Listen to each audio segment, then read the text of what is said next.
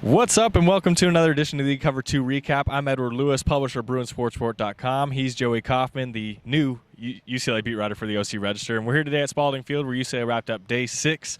And Joey, it looked a lot like Day 5. A lot of the injuries notes were still the same. Eldridge Massington, Priest Willis, and Caleb Benenoch all sat out, but nothing looks too serious, and it all looks like they could be back pretty soon. Jim Mora did give us an update after practice today saying Randall Goforth, Kenny Orgioki, and Najee Torin all got redshirt years back from last year, which was kind of a notable thing because that was a little bit up in the air for all three, but knowing that, you can go forward with that. Today was a quarterback battle that we always need to get into. Mike Faithful and Josh Rosen were the guys that ran with the ones and the twos, Rosen with the twos, Faithful with the ones. Let's get into it. How they look today. Jim Moore brought up a good point. He said whoever runs with the ones ends up doing the best, and that's kind of how it was today. Faithful looked pretty good. They did a lot of goal line stuff today, so you didn't kind of see that explosive passing game where they're throwing downfield. There was a lot of third down stuff. There was a lot of goal line stuff, a lot of short yardage stuff, so it didn't look as flashy and whatnot, but neither Faithful nor Josh Rosen threw an interception down there at the goal line, so they did a good job taking care of the ball. In 7-on-7s, Ashanti Ward and Jerry Neuheisel took the reps there. I thought both of them looked really good. I thought Mike Faithful looked good in 11-on-11s, like you said, playing behind the ones.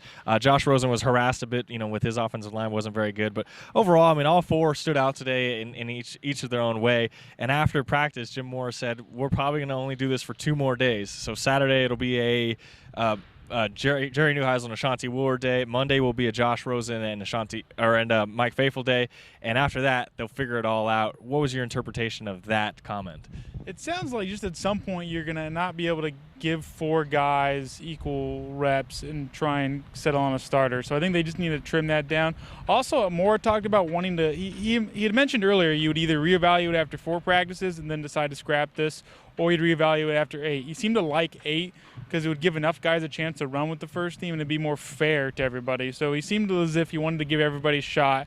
But at some point, you're just going to have enough film on guys where you can kind of maybe trim it down a little bit. And just, you want to pick a guy at some point and start narrowing it down. We were talking off camera. You can't really narrow it down to 2. It's very clear that Josh Rosen and Jerry Neuheisel are the favorites for this job, but you can't leave Ashanti Ward out because of what his skill set brings. And Mike Faithful looks like the odd man out here. Tell me what your take is on the 2 versus the 3 or versus the 4 even.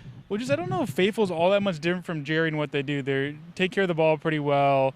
They have good touch on a lot of the short stuff. Ashanti's kind of like the wild card because it's a really good arm. He looks in 7-on-7s. He'll make a lot of nice throws, and you'll kind of, that's a really nice throw during the early part of practice. So he's kind of like a little bit of a wild card. Sometimes he'll flash.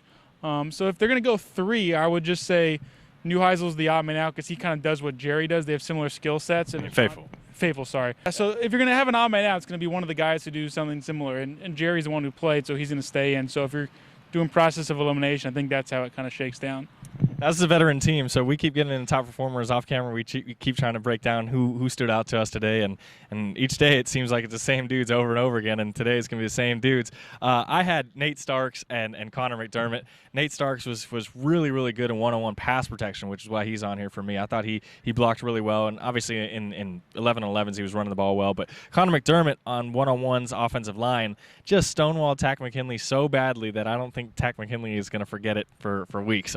He's been great out here, just a beast. In 11-on-11s, he gives time all day to the starting quarterback, and he's been great. You had 2 repeat guys too. Tell me them. One, I don't know if he's a repeat. Nate Yesse, the fullback, he had a nice catch, which was a little high. He came down and grabbed it during 7-on-7s. I didn't realize how big he was. He's a fullback, but he almost looks like a tight end at times. You might kind of mistake him.